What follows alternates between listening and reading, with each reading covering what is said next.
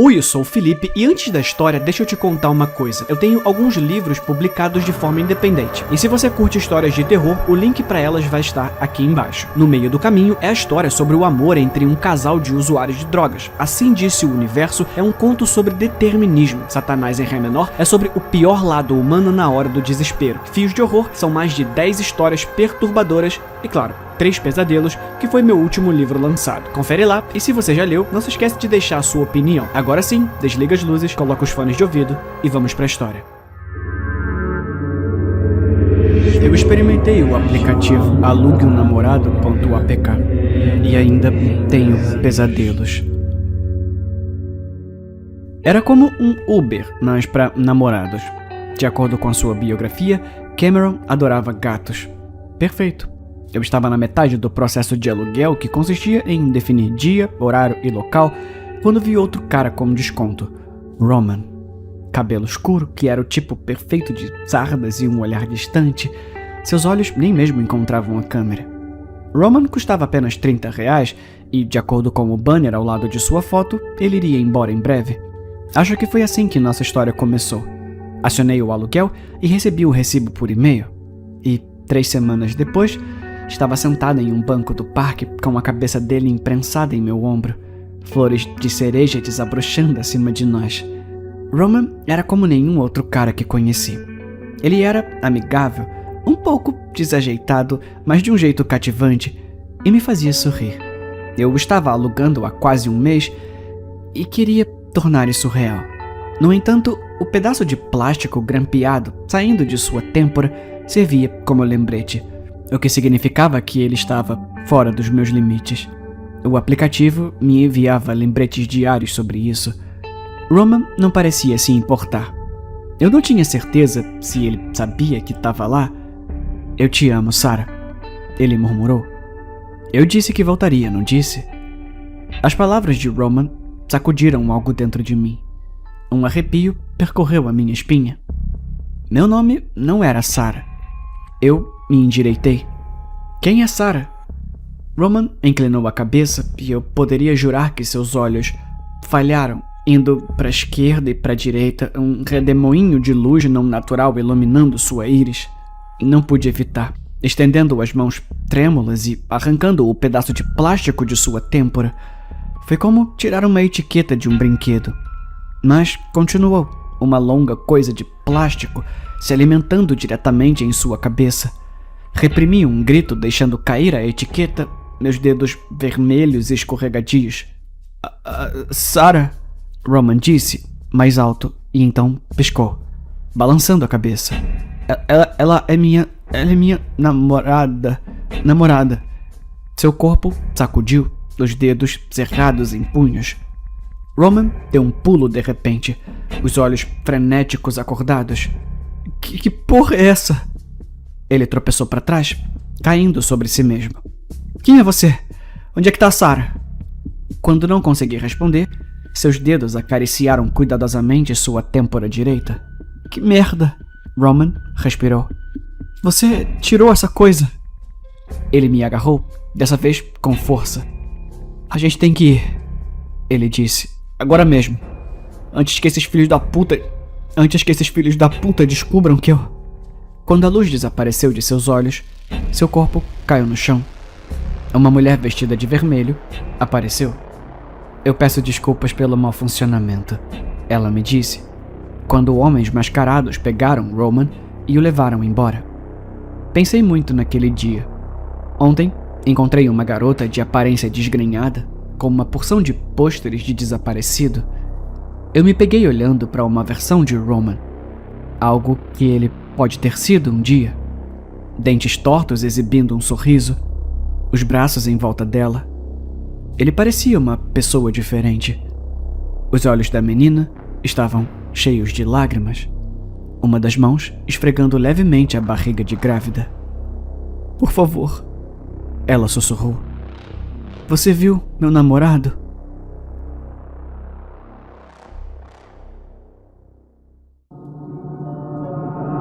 Um pássaro me concedeu um desejo simples. Agora vi maravilhas e horrores que você só pode imaginar.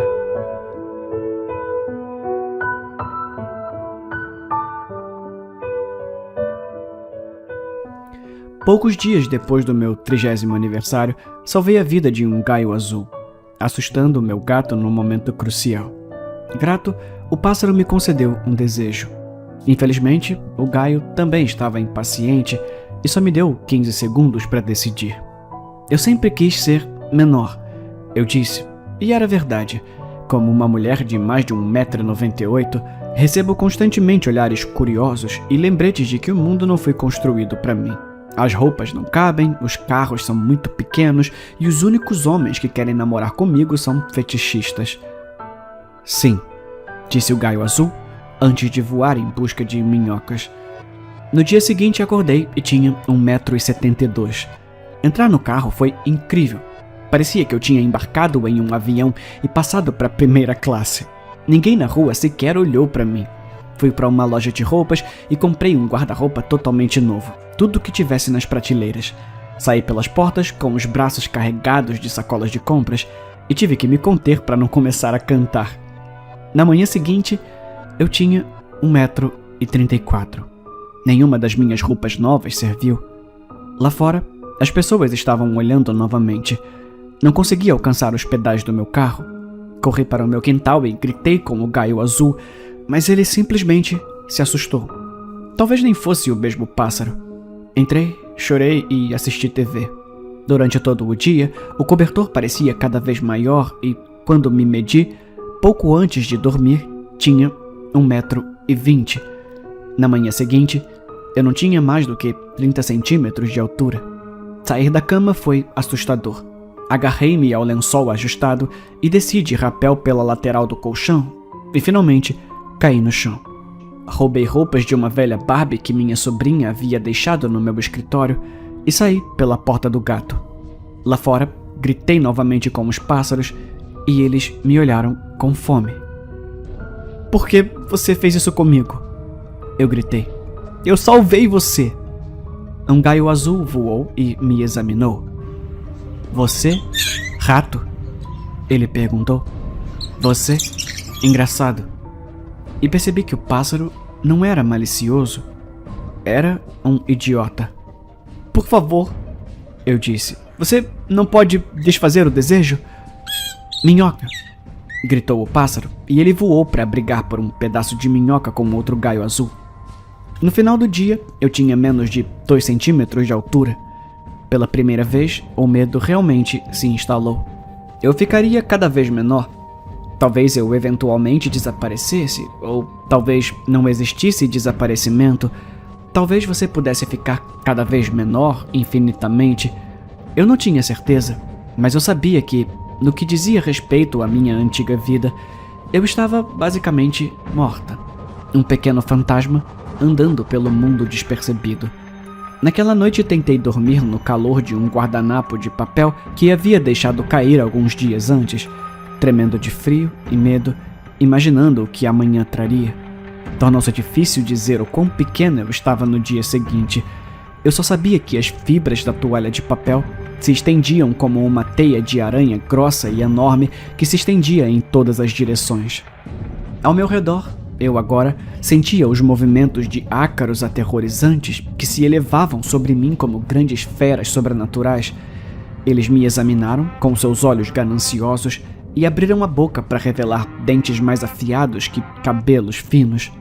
Eu poderia imaginá-los cortando meu corpo em pedaços mais finos que pó de vidro. E eu corri, percorrendo centímetros em horas, gritando que não queria morrer. Logo, eu estava passando por vírus impossíveis cujos tentáculos ondulantes, semelhantes a cabelos, balançavam aleatoriamente, ameaçando romper a minha pele ao menor contato. O universo não parecia mais estar em ordem, mas estava se transformando em caos. Nada tinha mente, apenas se movia. Comecei a sentir os comprimentos de onda da luz como tendo largura verdadeira. Logo, eles eram mais longos que meu corpo. Minha mente começou a se desembaraçar quando percebi que já tinha sido um nó antes. Era como se as intrincadas dobras do meu cérebro estivessem sendo puxadas e ensinadas a se tornarem uma corda infinita. Eu teria tremido de terror, mas meu corpo não era mais como antes. Eu era algo não muito humano agora. E então o mundo ficou vazio. A distância entre todas as coisas parecia tornar-se infinita, embora, às vezes, o ar vibrasse com o zumbido de elétrons, ou talvez com alguma outra coisa incognoscível. Fiquei pronta para desaparecer. Eu nunca acreditei em nada, mas agora testemunhei um pássaro irresponsável com um poder inimaginável. Talvez eu devesse ter ligado para isso. Em vez disso, estranhamente, me peguei orando para mim mesma. E então, minha voz desapareceu no zumbido de todas as coisas. Mas quando eu deveria ter piscado, senti um novo peso por dentro. Olhei para os meus dedos e me vi adornada com anéis infinitos e onde rubis e safiras poderiam estar inseridas. Em vez disso, vi gigantes vermelhas e buracos negros.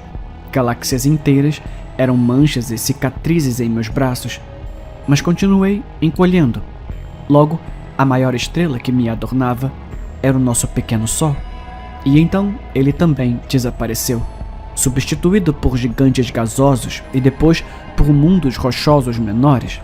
No meu 6º dia encolhendo, eu era o céu. E então, no 7º, acordei na minha própria cama. Quando me sentei, meu gato pulou em meus pés, deixando cair um gaio azul mutilado no edredom. Bom menino, eu disse, dando-lhe uma pequena massagem com a minha mão grande e feia.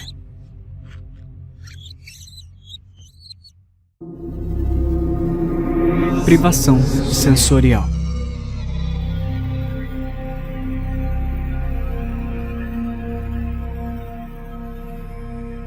Desesperado por dinheiro, concordei em participar do estudo como um último esforço para me manter fora das ruas. E bom, ajudava que seriam 200 mil por 2 dias do meu tempo. Como eu poderia recusar? Mas agora que estávamos prestes a começar, eu tinha minhas preocupações. A cirurgia foi rápida, como disseram que seria, e eu estava me sentindo completamente normal. Apesar de terem implantado o chip em meu cérebro apenas 24 horas antes. No entanto, dar a outra pessoa controle total sobre meus sentidos era uma perspectiva aterrorizante. Eles também não me deram uma razão concreta para criar a tecnologia, só que, em teoria, isso permitiria que eles desligassem e voltassem a ativar cada um dos meus sentidos individualmente, ou como um grupo, ou mesmo todos de uma vez, e para efeitos do estudo, eles não puderam me dizer em que ordem iriam fazer isso. No entanto, eles disseram que eu ouviria um pequeno sinal sonoro na minha cabeça, como um pensamento, sempre que eles fossem fazer uma mudança. Podemos prosseguir? Eu balancei a cabeça. Eu estava em um vazio.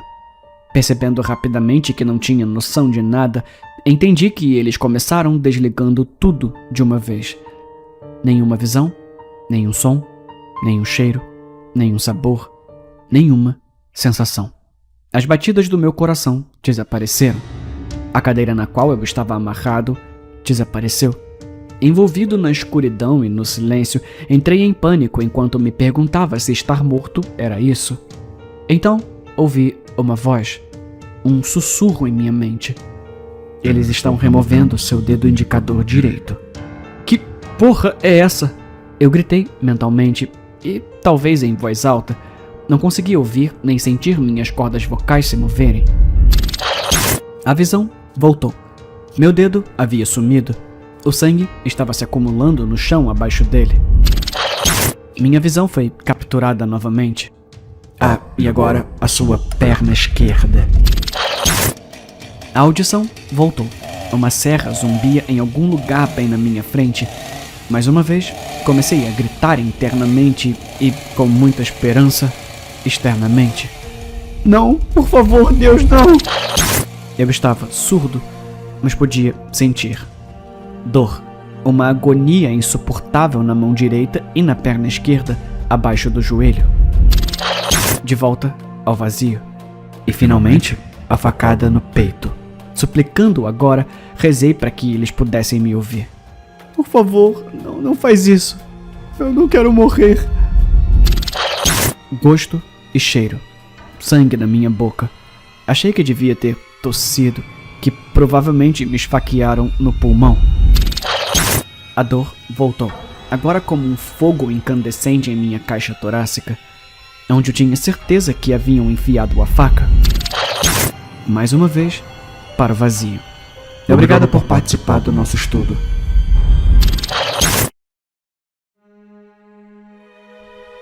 Tudo voltou de uma vez e eu estava bem. Eu tinha as 2 pernas, todos os dedos, não tinha nenhum ferimento no peito. Foi isso. Eles me mandaram para casa e me pagaram integralmente. Eu não sei para que serve essa tecnologia, mas eu acho que não é nada bom.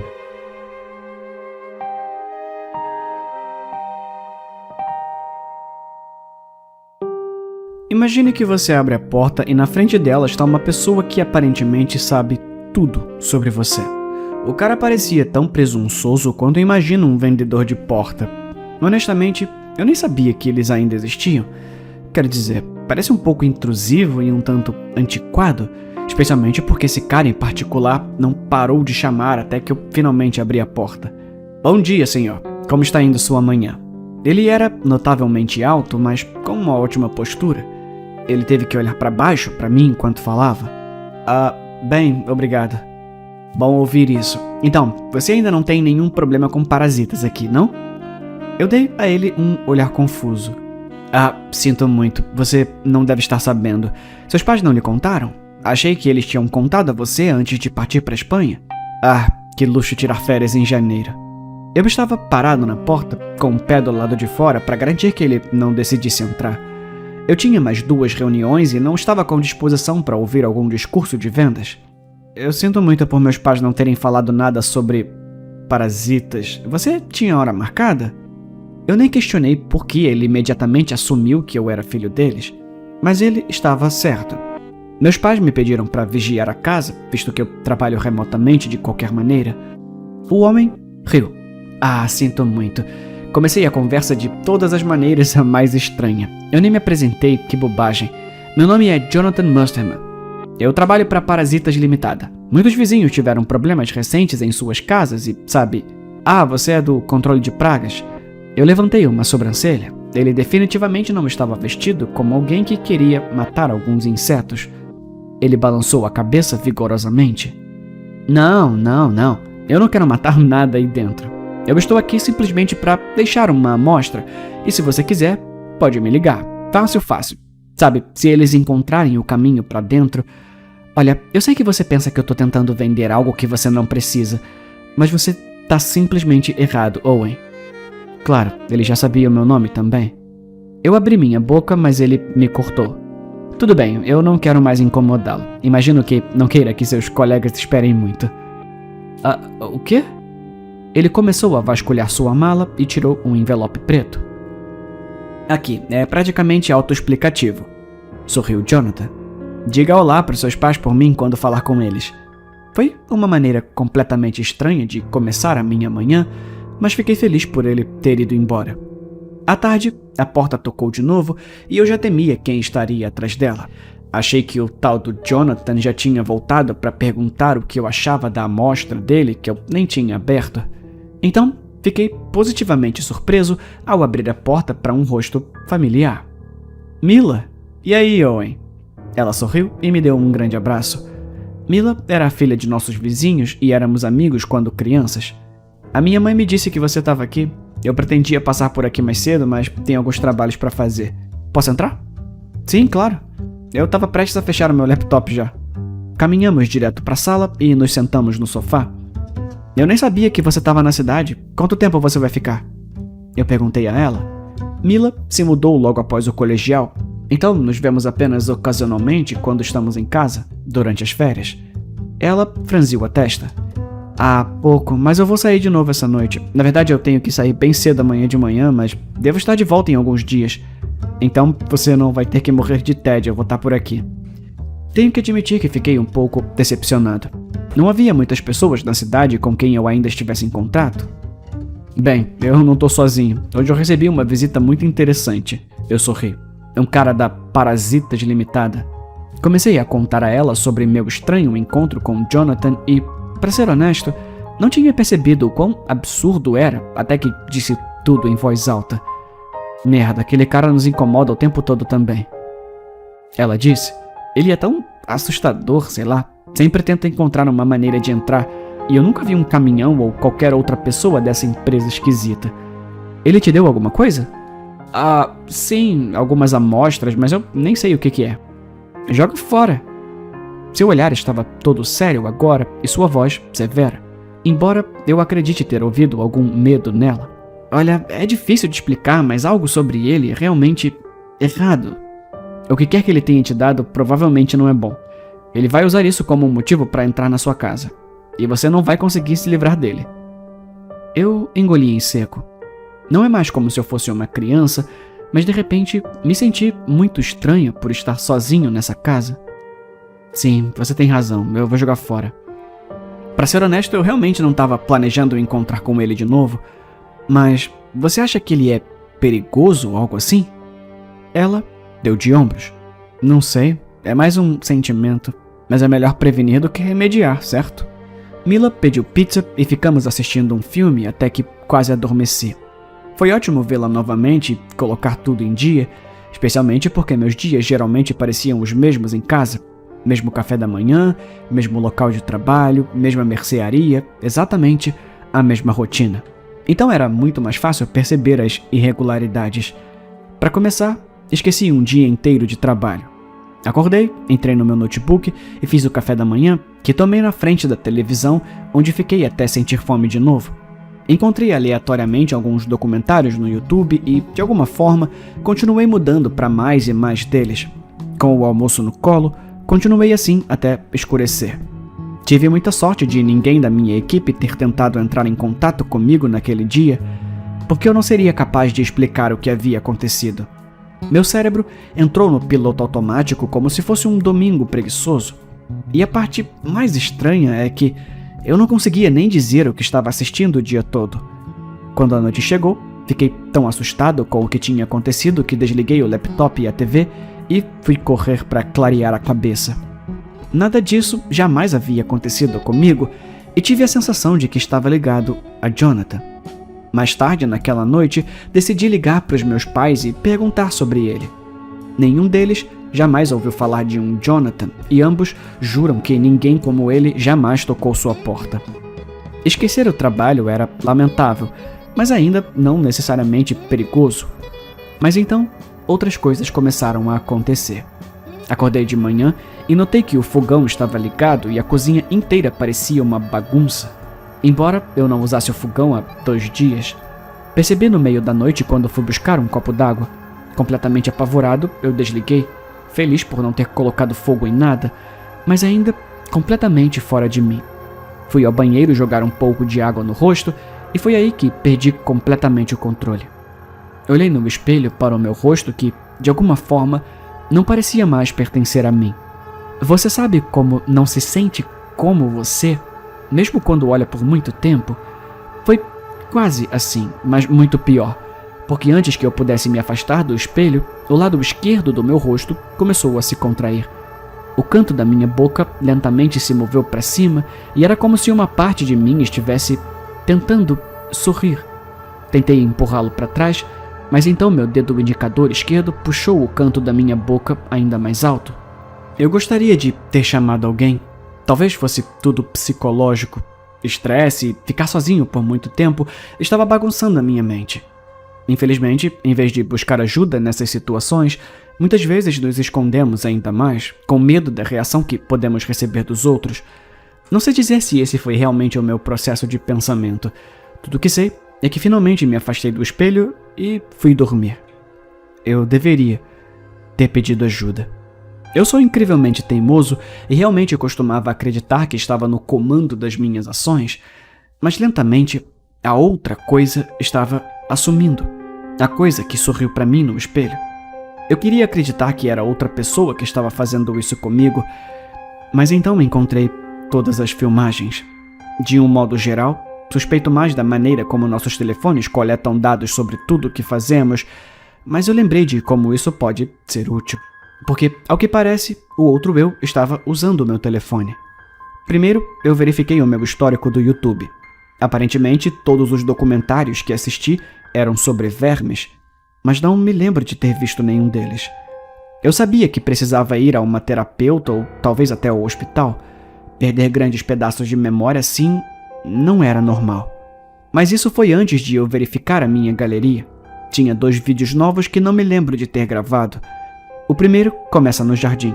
O flash do telefone brilhava no chão com 3 buracos do tamanho de bolas de futebol.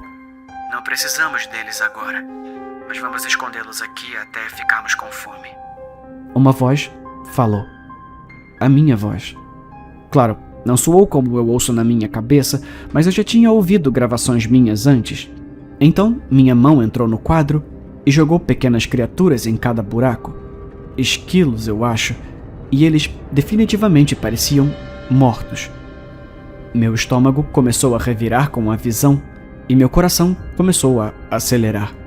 Não parecia que eu estava simplesmente sonâmbulo. Parecia que uma personalidade diferente tomou conta de mim. Com o telefone ainda na mão, corri para o jardim, onde encontrei 3 pequenos montes de terra. Não conseguia olhar para eles, mas notei que havia um quarto buraco, um pouco maior, mas parecia quase inacabado, talvez por causa da pá ao lado. Precisei de muita força de vontade para conferir o segundo vídeo. Este era de apenas alguns segundos. Tive que assistir novamente algumas vezes, até que finalmente entendi o que estava vendo. Era uma gravação de um bebê dormindo em um berço. Então, a câmera virou e eu vi meu próprio rosto com os olhos bem abertos e um sorriso enorme. Era o filho de nossos vizinhos do outro lado da rua. Pelo menos é o que penso, porque já os vi andar por aí com um carrinho de bebê. Nada aconteceu. Não pode ser. Não aconteceu nada. Eu teria ouvido sobre isso. A polícia teria se metido.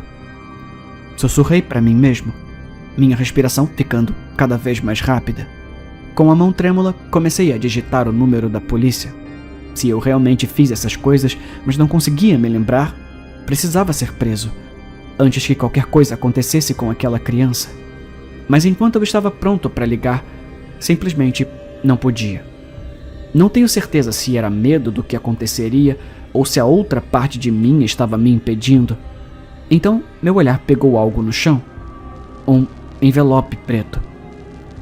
Depois que a Mila me assustou com o Jonathan, eu não queria mais ficar com aquilo dentro de casa, nem no lixo, então eu joguei fora no jardim. Ignorei todas as vozes que ouvia em minha cabeça, peguei o envelope e o abri. Uma pílula redonda caiu do lado de fora e um cartão postal branco com isso escrito nele. Você tem um visitante amigável dentro de sua casa ultimamente? Talvez um membro de família, ou um faz-tudo, ou possivelmente um velho amigo. Agora pense, você realmente se lembra deles? Se não, ligue para nós antes que seja tarde demais, e antes que eles te peguem. Do outro lado, havia um número de telefone. Meu visitante era Jonathan, mas pelo que sei, ele nunca entrou. E então, isso me atingiu. Corri para dentro, pela porta da frente, e direto para os nossos vizinhos. Você já deve ter adivinhado, mas eles ficaram muito preocupados comigo quando perguntei sobre a filha deles, Mila, que nunca existiu. Antes que eles percebam. Eu tinha 2 opções: lutar contra os meus pensamentos e ir à polícia, mas isso significaria que eu seria preso e provavelmente enviado para uma instituição mental, ou ligar para o número. Mas era muito possível que Jonathan tinha feito tudo isso comigo e que ele tinha mandado a Mila. Ah, garoto. Eles pegaram você tão rápido. Você deveria ter aberto a amostra quando eu dei a você. Você sabe que posso ajudar, mas eu não posso fazer tudo por você. Lá estava ele, o vendedor presunçoso de volta à minha porta, mas desta vez porque eu o convidei. O que percebo parece incrivelmente estúpido, mas tive a sensação de que era isso que eu precisava fazer. Principalmente porque meu instinto estava me dizendo para não fazer isso. E porque não acredito que meu instinto me pertença no momento. Isso é loucura! Que porra é essa que você fez comigo? Eu gritei, não me importando se algum vizinho pudesse me ouvir. Owen, eu não fiz nada. Tá bom, idiota. Então como você sabe tudo sobre mim e sobre os meus pais, se você não tá espionando a gente? Eu estava tão furioso que queria dar um soco na cara desse cara. mas sabia que me arrependeria disso. Jonathan sorriu. Eu tenho que saber de tudo para perceber irregularidades. Agora, você me ligou pedindo ajuda. Você quer ou quer esperar até começar a sentir desejo por carne humana? A minha cabeça começou a girar. Tá, por que eu confiaria em você? Nada disso tinha acontecido até você chegar aqui. Ele encolheu os ombros. Eu vim porque você era novo aqui. Alvo fácil para eles. Eu tô realmente tentando o meu melhor para ser confiável. Embora, para ser honesto, não me importe com você. Eu só quero essa coisa fora, tá bom? Mas vocês sempre pensam que estão no controle. Você não pode nem imaginar outra coisa assumindo o controle. Você é humano? Ele caiu na gargalhada. Que estranho, ninguém perguntou isso antes. Humano, não humano, isso importa. Agora, não vamos perder mais tempo. Ele vai ganhar mais poder, então eu posso ser a sua próxima refeição. Ele respirou fundo. Tá bom, você tem a pílula que estava no envelope? Jonathan me empurrou para o lado e entrou na casa, fechando a porta atrás de si. Foi quando eu soube que tinha cometido um grande erro. Eu deveria ter corrido para a polícia em vez disso. Ele agarrou meus braços com uma força incrível e me puxou em direção à cozinha. Ele segurou meu braço direito com uma mão e tirou algo do bolso com a outra. Uma pequena corda. Ele usou para amarrar meu braço a um armário. Você vai se arrepender disso! Eu gritei. Eu vou acabar com você. Eu vou fazer você em pedaços. A minha voz era profunda e cheia de ódio. Shh, tá bom, quieta agora, isso vai acabar logo. Ele vasculhou o bolso novamente e dessa vez tirou um comprimido. Você tem sorte que eu sempre trago mais. Então, ele agarrou meu rosto e enfiou na minha garganta. Puxei e empurrei, sentindo uma raiva como nunca antes. Por fim, me libertei e empurrei Jonathan com todas as minhas forças. Estava pronto para matá-lo pelo que ele havia feito comigo. Mas de repente, senti uma dor aguda percorrendo todo o meu corpo. Começou na minha cabeça uma sensação de que ia explodir a qualquer segundo. E depois foi para o meu estômago. Caí de joelhos, respirando de forma curta e rápida. E então eu senti, subindo lentamente pela minha garganta. Tive que conter a vontade de engolir porque sabia que o que quer que fosse precisava sair. Exceto que ainda não consigo acreditar no que vi saindo da minha boca. Um verme preto e viscoso do tamanho do meu polegar. Ele derramou um líquido que cheirava a gasolina, jogou na pia e ateou fogo. Um cheiro tão ruim que não deveria existir encheu a sala até que a criatura horrorosa desapareceu e minha mente começou a se recuperar. Não sei quanto tempo fiquei sentado no chão. Quando você passa por algo inacreditável, a sua cabeça precisa de tempo para recuperar o atraso.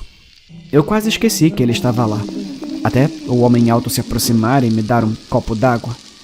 E aí, tudo claro de novo? Eu não poderia responder.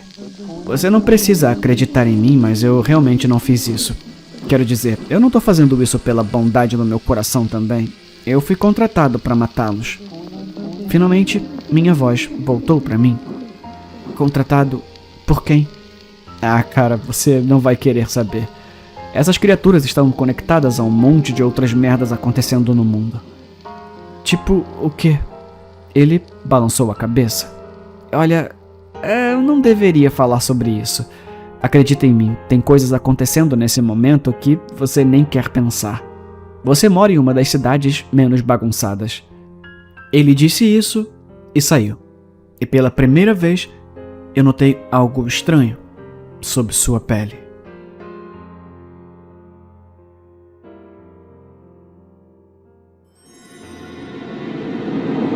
Eu acho que a minha esposa está me traindo.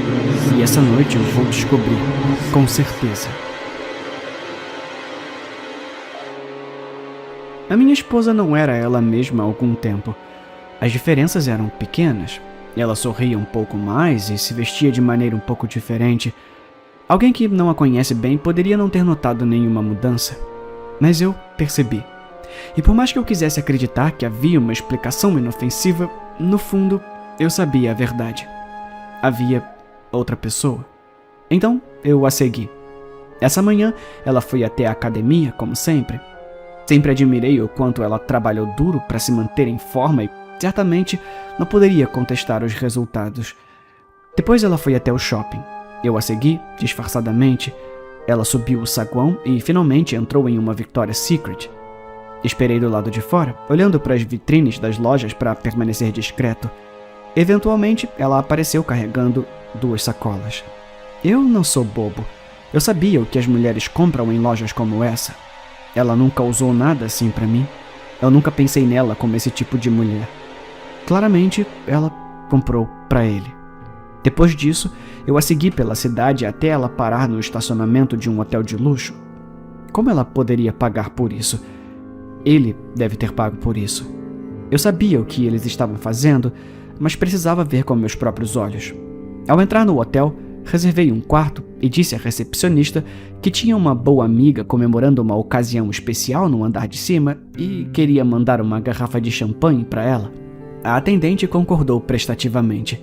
Segui o entregador até o elevador e fiquei para trás quando ele saiu. Fui até a porta dela e bati. Tive um vislumbre quando as portas do elevador se fecharam. Era ela. Voltando, fui até a porta e bati. Provavelmente pensando que era o serviço de quarto de novo, ela respondeu. Enquanto ela estava ali, vestindo apenas um roupão, minha visão ficou vermelha. Empurrei a porta, fazendo-a voar. Ao ouvir o barulho, ele saiu do quarto. Furioso e traído, olhei para ela com desgosto. Como você pôde fazer isso comigo? Com a gente. Ele teve a coragem de tentar falar comigo, mas eu não estava interessado em suas mentiras. Peguei uma faca da bandeja do serviço de quarto e enfiei a lâmina em seu estômago enquanto ele me olhava em estado de choque. Então, eu puxei para trás e empurrei mais 3 vezes até que ele caiu no chão.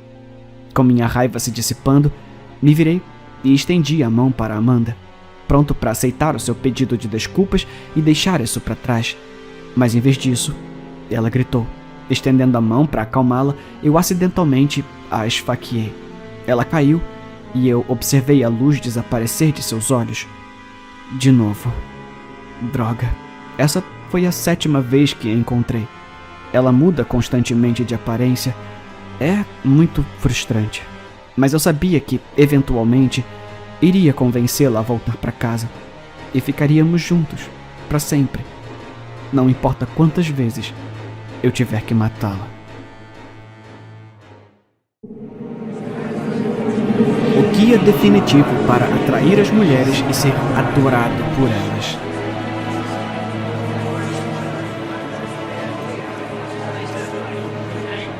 Ele caminhou pelo palco, olhando para a multidão que enchia o auditório. Senhoras e... quem eu tô querendo enganar? Não tem mulheres aqui. A risada ecoou por todo o salão. Olá, senhores. É uma honra estar com vocês essa noite aqui. É bom estar de volta ao meu povo. Muitas vezes eu sinto que eu estou entre estranhos, sabe? Mas aqui, todos nós nos entendemos, não é? 1.500 homens prestavam atenção em cada palavra. E é bom porque, muitas vezes, o mundo não nos entende. Você já se sentiu incompreendido, abusado, desrespeitado? Eles a sentiram como marionetes na mesma corda. Especialmente por mulheres, exibindo seus corpos, nos provocando e depois nos rejeitando quando nos aproximamos delas, rindo de nós, zombando de nós. Entretanto, não mais. Você não será mais ignorado, subestimado, maltratado, porque eu estou aqui para compartilhar o segredo para tornar qualquer mulher que você quiser maluca por você. O silêncio era tão hipnotizante que você poderia ouvir um alfinete cair. Primeiro, você insulta ela. Você tem que derrubá-la sem afastá-la. Uau, que vestido lindo! Com uma maquiagem melhor você ficaria linda. O segredo é ofendê-la, mas fazê-la querer a sua aprovação. Afinal, todas querem isso, mesmo que não admitam. Então, quando você a levar para casa, e você vai levá-la para casa, abale o mundo dela como nunca antes, e então haja como se ela não importasse. Ela ficará tão confusa que vai fazer de tudo para que você volte sempre. Finalmente, depois que ela implorou e se humilhou, você pode rir dela e jogá-la fora. Assim como riram de você e como jogaram você fora. Porque é isso que ela merece. Isso é o que todas elas merecem. Sejamos sinceros, ninguém liga de verdade para elas. Eles estavam ouvindo como se fosse tudo o que esperavam ouvir durante toda a vida. E continuou, até que ele finalmente terminou. Parabéns, senhores! Agora vocês estão no caminho certo para viver a vida que merecem. Um brinde ao seu sucesso futuro. Todos os membros da audiência beberam e começaram a conversar entusiasmados sobre como suas vidas estavam prestes a mudar. Se ao menos eles soubessem. Sem aviso, um homem parou de falar e levou a mão à garganta. O que estava ao seu lado estendeu a mão para ajudar, mas então ele agarrou a própria garganta e caiu no chão. Ele foi seguido por outro e outro, até que todos os membros da plateia desabaram no chão, convulsionando para frente e para trás em alguma dança coreografada macabra. Contornei-os e caminhei até o palco, onde o apresentador estava deitado, contorcendo-se de costas e espumando pela boca. Eu me inclinei sobre ele. Esse sentimento que você tem agora, confuso, assustado, sem saber o que está acontecendo ou como tudo foi dar errado. Foi assim que a Julie se sentiu depois que você a usou e a jogou fora como lixo. Logo antes dela tomar um frasco de comprimidos, enquanto estava deitada na banheira. Eu tirei o avental do buffet e a garrafa de cianeto e joguei sobre ele enquanto ele dava seu último suspiro. Isso é pela minha irmã.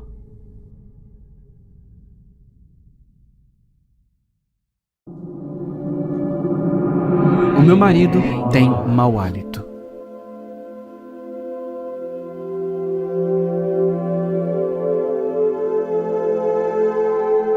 Halitose. É horrível. Normalmente eu não seria de reclamar. Afinal, eu amo meu marido mais do que amo minha própria vida. Eu não poderia viver sem ele. Ele é o ar que eu respiro. Mas beijar é minha linguagem de amor. E eu o beijo sempre que posso.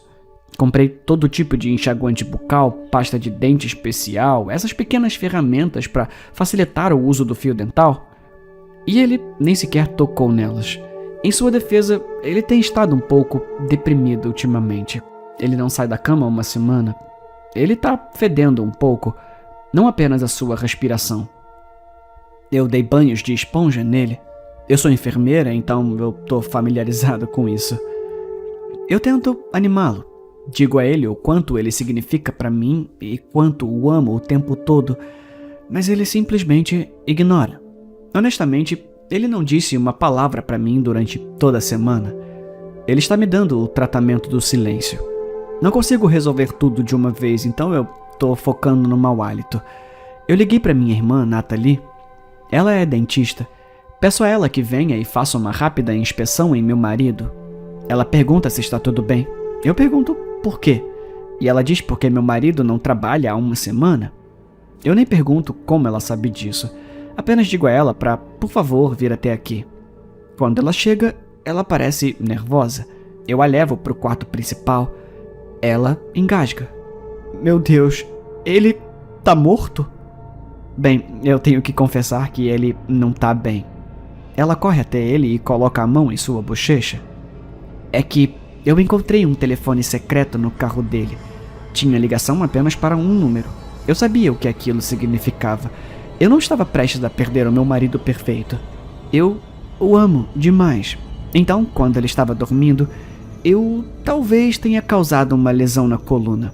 Ele está tetraplégico agora, então ele não pode me deixar. Meu marido olhou para minha irmã e falou pela primeira vez em uma semana. Natalie, ela sabe sobre o nosso caso. Droga, eu esperava evitar isso. Eu pego o revólver. A minha irmã sussurra. Por favor, você não precisa fazer isso. Mana, eu te amo. Eu vou te perdoar. Eu só preciso de algo de você primeiro. Eu jogo o alicate na cama. Eu preciso que você arranque todos os dentes da frente dele. Ele está se recusando a comer e eu preciso colocar a comida pela garganta. Então, arranca os dentes e eu te perdoo. Minha irmã chora e meu marido grita enquanto ela extrai os dentes. Quando ela termina e a boca dele está cheia de sangue, eu atiro na cabeça dela. Eu nunca iria perdoá-la. Por favor, me mata. Meu marido implora. Eu limpo o sangue de sua boca. Ah, querido, eu te amo demais. Você vai viver uma vida longa e maravilhosa comigo. Eu dou-lhe um grande beijo. Nós vamos vencer esse cheiro. Uma mulher no bar me pediu para ir para casa com ela.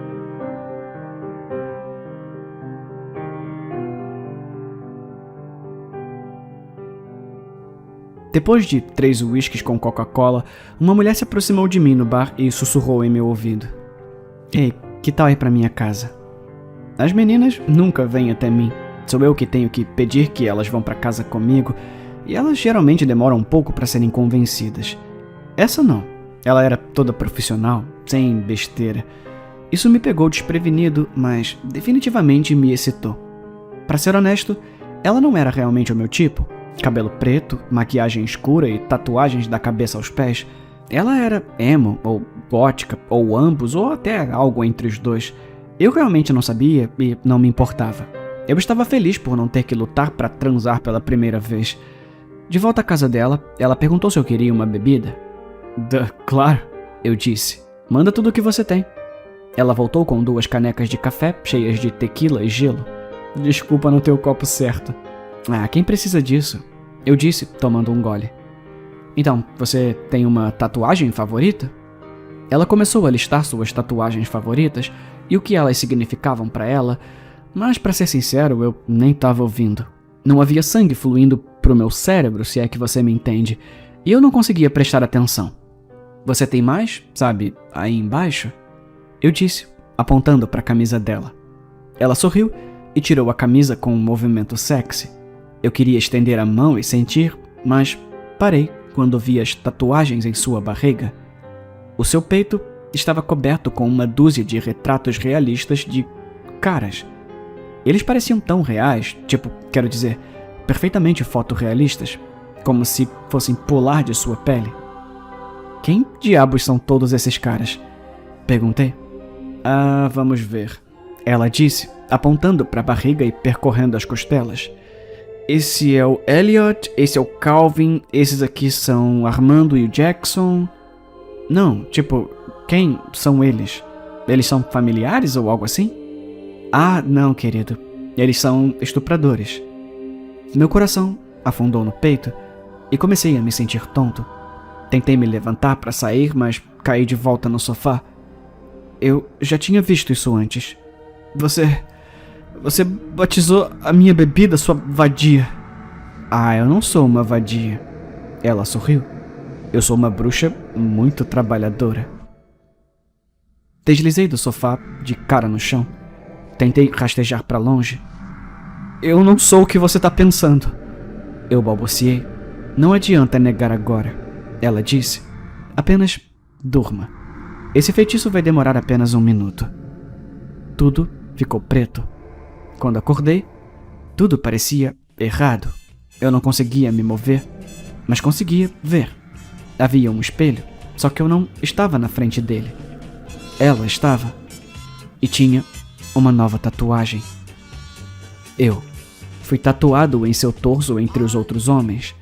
Inerte, mas consciente de tudo. Não se preocupe, ela sussurrou. Você vai se encaixar perfeitamente com os outros. Percebi que podia ouvir as outras tatuagens ao meu redor, como se estivéssemos todos ligados psiquicamente através da pele dela.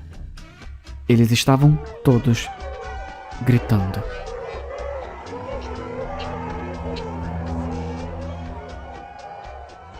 Acerte na cabeça, atire na minha têmpora, mirando levemente para baixo.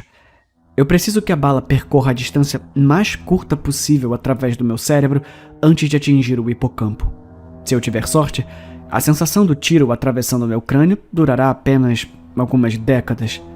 Por mais horrível que pareça, você estará me fazendo um enorme favor. A morte por um tiro na cabeça, o mais rápido possível, é muito melhor do que a alternativa. A minha aprovação começou há mais de 10.000 anos, às 10h15 dessa mesma manhã. Eu ganho um dinheiro extra participando de testes de medicamentos.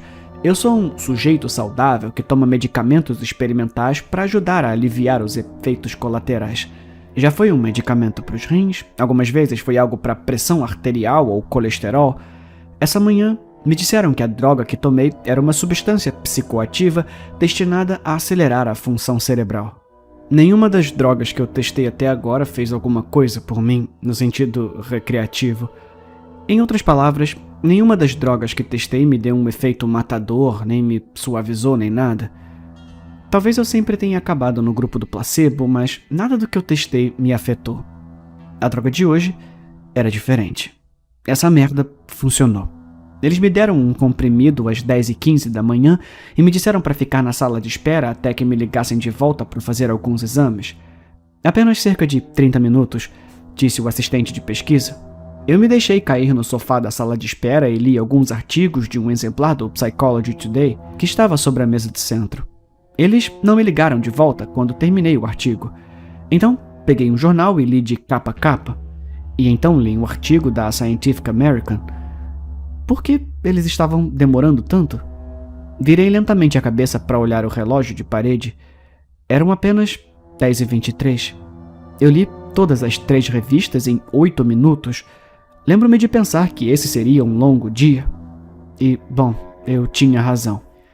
A sala de espera tinha uma pequena estante com alguns livros de capa dura usados. Quando me levantei para ir até a estante, senti como se minhas pernas mal funcionassem. Não é que elas fossem fracas, elas eram apenas lentas. Demorei 1 minuto inteiro apenas para me levantar do sofá e outro minuto para dar 2 passos até a estante de livros. Examinei os livros antigos na estante e peguei um exemplar de Moby Dick. Meus braços tinham os mesmos problemas que minhas pernas. Só colocar um pé na minha frente para pegar o livro demorou muito. Na verdade, fiquei entediado só de esperar minha mão alcançar a lombada do livro. Voltei para o sofá e desabei sobre ele em uma queda em câmera lenta que me lembrou dos saltos em baixa gravidade dos astronautas na Lua. Abri Moby Dick lentamente e comecei a ler. Comecei em Chame-me de Ismael e cheguei até a Ahab jogando seu cachimbo no mar, que estava na droga do capítulo 30, antes de me chamarem de volta. Como você está se sentindo? O assistente de pesquisa me perguntou. Eu me sinto lento, eu disse. Na verdade, é o contrário. Tudo parece lento porque você está muito rápido. Mas as minhas pernas, meus braços, estão se movendo em câmera lenta. O seu corpo parece estar se movendo lentamente porque o seu cérebro está rápido. O seu cérebro está funcionando 10 ou 20 vezes mais rápido do que o normal. Você está pensando e percebendo a realidade em um ritmo acelerado, mas o seu corpo ainda está limitado pelas leis da biomecânica. Francamente, você está se movendo muito mais rápido do que uma pessoa normal. Ele fingiu um movimento de corrida. Mas seu cérebro está funcionando muito mais rápido agora, que até mesmo uma caminhada rápida parece muito lenta para você. Pensei em meu fracasso em câmera lenta no sofá da sala de espera. Mesmo que meus músculos tivessem desacelerado, meu corpo ainda reagiria à gravidade da mesma maneira. Mas na sala de espera, eu até caí em câmera lenta. Os músculos lentos não conseguiam explicar por que a gravidade parecia mais fraca. Meu cérebro estava em velocidade 10. Foi assim que consegui ler 3 revistas e os primeiros 30 capítulos de Moby Dick em 15 minutos. Eles fizeram uma série de testes em mim. Os testes físicos foram divertidos. Eles me fizeram fazer malabarismos com 3 bolas, depois 4, depois 6. Não tive problemas em manter 6 bolas no ar porque elas pareciam se mover muito lentamente. Francamente, foi chato esperar que cada bola se movesse em seu arco para que eu pudesse pegá-la, com minhas mãos em câmera lenta, e jogá-las de volta no ar. Eles jogaram cereais para o alto e eu os peguei com pauzinhos. Eles deixaram cair um punhado de moedas e eu contei o valor total antes que caíssem no chão. Os testes cognitivos foram menos divertidos, mas muito esclarecedores. Concluo uma pesquisa de 50 palavras, 3 segundos. Resolvo um labirinto intrincado desenhando em um papel tamanho de pôster, 2 segundos. Vejo uma apresentação de slides projetada a 10 imagens por segundo e respondo a perguntas detalhadas sobre o que viu. 95% de acerto. Disseram-me que eu medi mais de 250 na escala Knopf. Aparentemente isso está em uma faixa sobre-humana de velocidade de pensamento. Então, eles me mandaram para casa. O efeito desaparecerá em algumas horas, eles disseram. o que parecerá dias para você. Tente usar os efeitos residuais para realizar algum trabalho. Acompanhe os e-mails de trabalho enquanto você ainda está no modo de alta velocidade, sabe? A volta para casa foi horrível. Foram apenas 3 paradas de metrô e, no tempo real, demorou apenas cerca de 35 minutos. Mas no meu hipertempo acelerado pelas drogas, pareceram dias. Dias. Sair da sala de pesquisa médica até o elevador pareceu levar 1 hora. Corri para fora do escritório, desejando que minhas pernas me empurrassem mais rápido, mas as leis da biomecânica me mantiveram prisioneiro. Por mais acelerado que meu cérebro estivesse, eu não conseguia fazer nada para que minhas pernas funcionassem mais rápido. A enorme desconexão entre meu corpo e minha mente tornou extremamente difícil julgar como e quando desacelerar, virar ou girar meu corpo. Eu basicamente me transformei em um espasmo gigante em câmera lenta. Calculei mal minha velocidade e bati na parede perto do botão de elevador a uma velocidade muito boa. Embora eu pudesse ver a parede vindo em minha direção, não consegui fazer meu dedo esticado para apertar o botão do elevador se afastar rápido o suficiente e o enfiei contra a parede. E a parede é dura, claro. A dor foi intensa. Se meu cérebro estivesse funcionando em velocidade normal, provavelmente só teria doído por cerca de 30 segundos. Mas no meu estado acelerado, a dor intensa pareceu durar meia hora. 45 minutos, talvez. A viagem de elevador foi horrível. Parecia que passei 4 ou 5 horas descendo 7 andares, sem nada para olhar além do interior do elevador. Corri até a estação de metrô. Confesso que essa parte foi quase divertida. Embora meu corpo se movesse a uma velocidade que me parecia super lenta, eu ainda podia escolher cuidadosamente como e onde colocar os pés, balançar os braços e girar o tronco. Demorou apenas 1 ou 2 quarteirões para me acostumar a ter um cérebro que funcionava 2 dúzias de vezes mais rápido do que meu corpo. Então eu basicamente dancei correndo o resto do caminho, girando e saltando entre as pessoas na calçada e desviando de carros em movimento com centímetros, também conhecidos como minutos de folga. Passei 1 hora no meu tempo descendo no metrô e correndo até a plataforma. Tédio sem fim, esperando os 6 minutos pela chegada do trem da linha vermelha. Embora houvesse mais para ver na plataforma do metrô do que dentro do elevador, ainda assim era extremamente chato. Eu deveria ter roubado aquele exemplar de Moby Dick. O trem entrou na estação em câmera lenta. O guincho normalmente agudo de seus freios foi alterado em frequência pela minha mente acelerada para um tom longo e baixo como um solo monótono de tuba. Não foi apenas o barulho do metrô que estava 3/8 abaixo do normal. Todo o som foi reduzido a um ponto de quase inaudível. As vozes desapareceram, deslocadas abaixo da frequência limite da minha audição. Consegui ouvir um bebê gritando no meu vagão do metrô. Seus gritos diminuíram para soar como cantos de baleia. Sons agudos como buzinas de carro e caminhões saltando sobre os buracos eram rugidos baixos e turvos como trovões distantes. De volta aos escritórios de pesquisa, eu ainda conseguia ouvir e me comunicar com a equipe de pesquisa, mas agora a comunicação verbal com qualquer pessoa seria impossível. Os efeitos da droga ainda estavam se intensificando. Passei o que pareceram dias naquele maldito trem. Dias, ouvindo o canto de baleia do bebê gritando e o solo de tuba dos freios. Onde as vozes comuns tinham frequência fora do meu alcance de áudio, os cheiros não pareciam ser afetados. Nunca fiquei cego ao odor corporal, ao fedor dos freios do trem e à mistura de peidos e outros cheiros que flutuavam no vagão do metrô. Finalmente, voltei para o meu apartamento. Correr pela porta aberta e entrar no hall da frente a toda velocidade foi como uma descida lenta e relaxante em um rio. Fiquei aliviado por estar em casa. Pelo menos eu tinha coisas que poderia fazer lá. Peguei o livro que estava lendo, 100 Anos de Solidão, e terminei. Apesar de virar as páginas tão rapidamente que rasguei muitas delas, parecia que a maior parte do tempo que passei terminando o livro foi gasto virando as páginas e não realmente lendo. 3 minutos se passaram desde que cheguei em casa. Tentei navegar na internet. Meu Deus, hoje em dia os computadores demoram muito para inicializar. Mas era frustrantemente lento. Horas, aparentemente, para carregar cada nova página e uma fração de segundo para lê-la. 100 artigos em meu feed de notícias lidos e apenas mais 3 minutos concluídos. Mergulhei na minha pilha de livros ainda a serem lidos e terminei mais 2. Mais 4 minutos se passaram. Decidi tentar dormir para me livrar dos efeitos restantes da droga.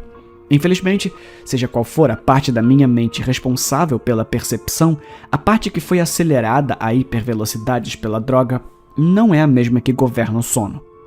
Apesar de estar acordado pelo que considerei dias, o meu cérebro físico ainda pensava que eram 1h25. Eu não estava pronto para dormir. Mesmo assim, eu tentei. Fui até o meu quarto, uma lenta caminhada de 45 minutos pelo meu apartamento e me joguei na cama, caindo preguiçosamente como uma pena no colchão. Fechei os olhos e fiquei ali por horas e horas, 10 minutos na realidade, antes de desistir. O sono não viria fácil, o que pareceriam dias ou talvez até semanas, preso em uma prisão em câmera lenta. Então eu tomei um Zolpidem. A sensação da pílula e do respingo da água que usei para engoli-la deslizando pela minha garganta era nauseante. Um caroço que bloqueava minha respiração, movendo-se como uma lesma pelo meu esôfago. Eu li um livro. 10 minutos se passaram. Eu li outro. 18 minutos desde que tomei o Zolpidem. Eu joguei o livro pela sala, agoniado com a minha situação. O livro lentamente fez piruetas e girou no ar como uma folha soprada pela brisa. Ele atingiu a parede em um estrondo longo e fraco, o único som que ouvi durante o que pareceram horas, e então caiu no chão como um chinelo afundando em uma piscina. A força da gravidade não mudou desde que eu tomei a pílula. As leis da física eram as mesmas. Foi apenas a minha percepção do tempo que ficou maluca. Isso significava que eu poderia usar a velocidade com que as coisas pareciam cair como forma de aliviar os efeitos da droga. Com base no tempo que o livro levou para cair no chão, estimei que os efeitos da droga ainda estavam se intensificando. Eu li uma revista. Liguei a televisão, vi claramente cada quadro do vídeo como se estivesse assistindo uma apresentação de slides. Frustrado, eu desliguei a televisão. Eu li um pouco mais, os 2 primeiros livros de A History of English Speaking Peoples do Churchill.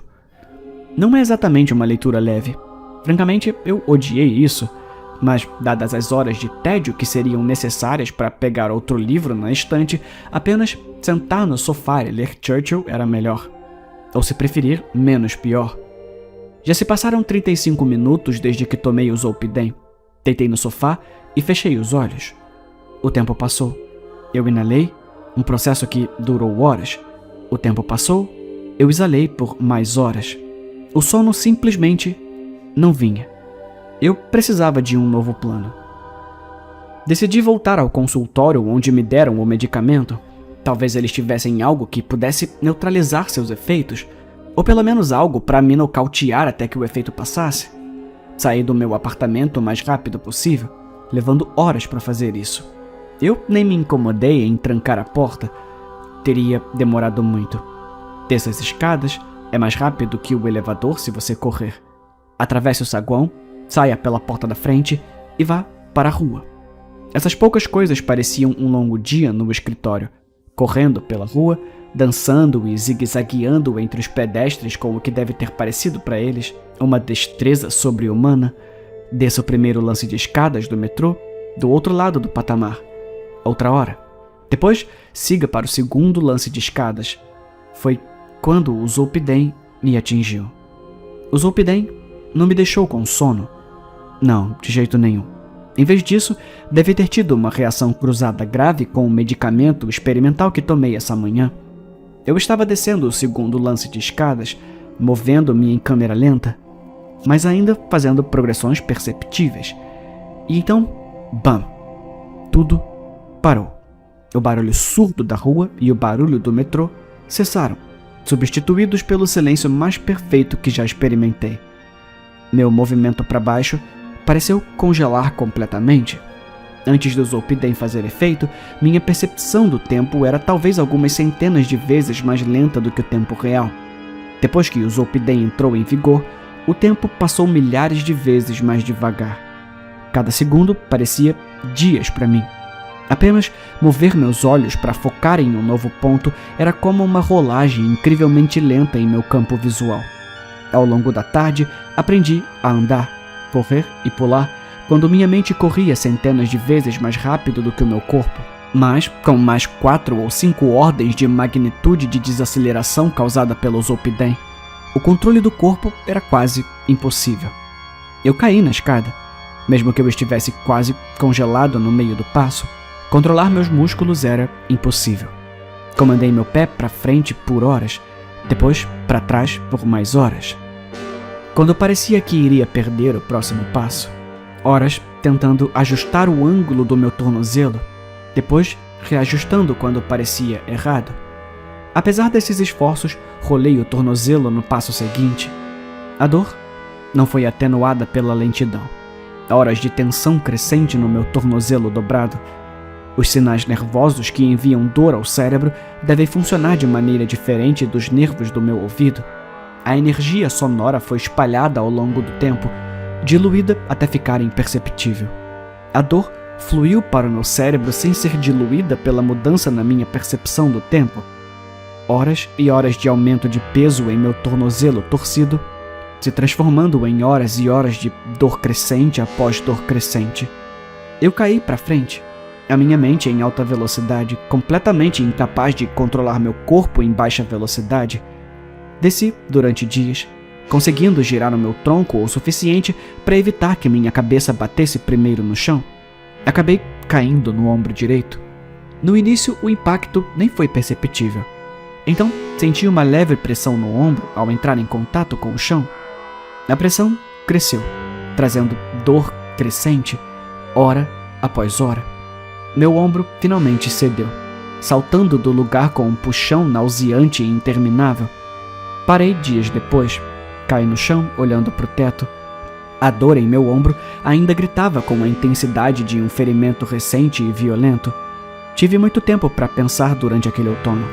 Se cada segundo parecesse dias para mim, cada minuto do mundo real seria como anos. Mesmo que a droga desaparecesse do meu organismo nas próximas 2 ou 3 horas, esse pesadelo pareceria durar séculos.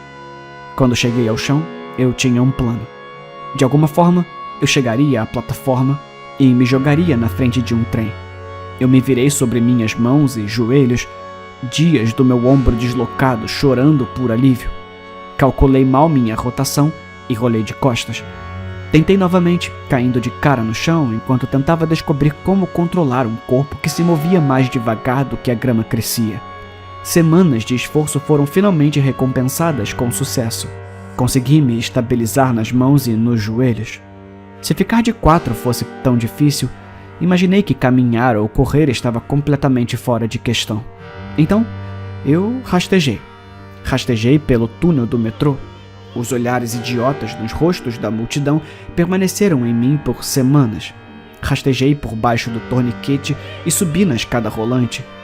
A escada rolante derramou a multidão da hora do rush na plataforma na mesma velocidade que uma geleira derrama gelo no mar. Olhei para a plataforma lotada durante a minha interminável descida. A placa de status do trem dizia que o próximo trem demoraria 20 minutos para chegar. 20 minutos era como um ano para mim. Eu teria que passar um ano na plataforma do metrô, esperando para morrer. Saí da escada rolante, suportando dias de expressões estúpidas nos rostos dos passageiros. Rastejei alguns metros até um banco de concreto e me enrolei próximo a ele, tentando encontrar uma posição para diminuir a dor no ombro. Então, meu problema com o tempo piorou. Impossivelmente pior. A enorme desaceleração nas escadas foi apenas o começo da interação entre a droga experimental e o Zolpidem. Isso me atingiu totalmente enquanto eu estava enrolado no banco. Eu pisquei. Seguiram-se anos de escuridão. O som já havia desaparecido e, com o meu piscar, a visão também desapareceu. Tudo o que existia era a dor da minha queda. Minha mente hiperacelerada não perdeu tempo compensando a falta de informações sensoriais. Vozes falaram comigo. Elas cantavam para mim em línguas que nunca existiram. Padrões Rostos e cores surgiram e desapareceram em minha mente. Lembrei-me de toda a minha vida e imaginei viver outra. Eu esqueci o meu idioma, entrei em profundo desespero. Falei com Deus. Eu me tornei Deus. Imaginei um novo universo e dei vida a ele com meus pensamentos. Então fiz tudo de novo, e de novo, e de novo. Meus olhos se abriram com lentidão geológica, um brilho fraco. Semanas. Uma fenda de luz. Outra semana. Um brilho fraco. Semanas. Uma fenda de luz.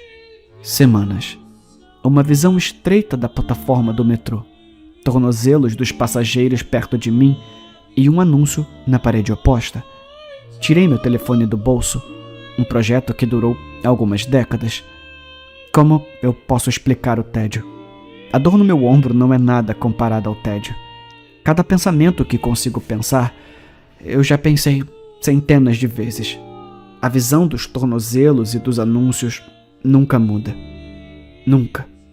O tédio é tão intenso que é tangível, como um objeto sólido de metal e pedra preso em meu crânio. Inevitável. Quais são as minhas opções? Se eu rastejar e cair nos trilhos sem que um trem se aproxime para me esmagar, não vou morrer.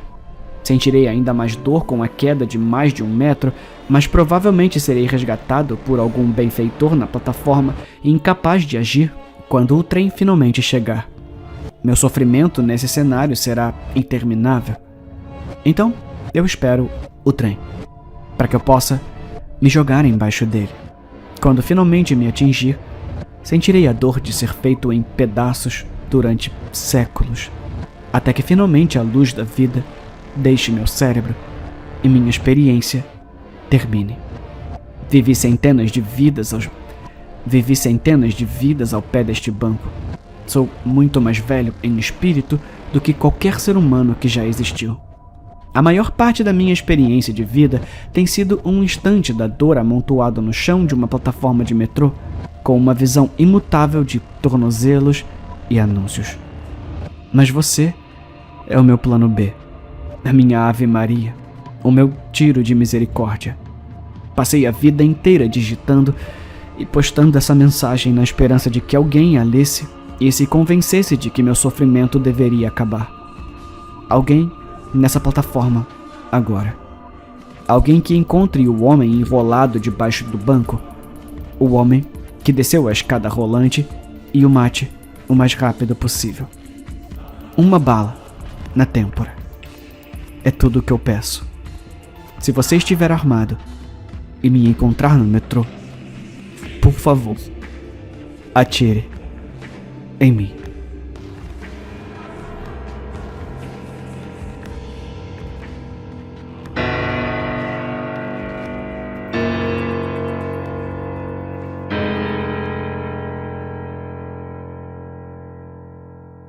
Eu sei do que se trata, zombou o homem do outro lado da minha mesa. Você tá tentando descobrir se eu sou um psicopata, um viciado ou um criminoso profissional. Você tá tentando descobrir por que eu não posso simplesmente viver em uma caixinha de gesso e pagar meus impostos como todo mundo. Eu tô tentando descobrir quem você é, Marcos. Suspirei.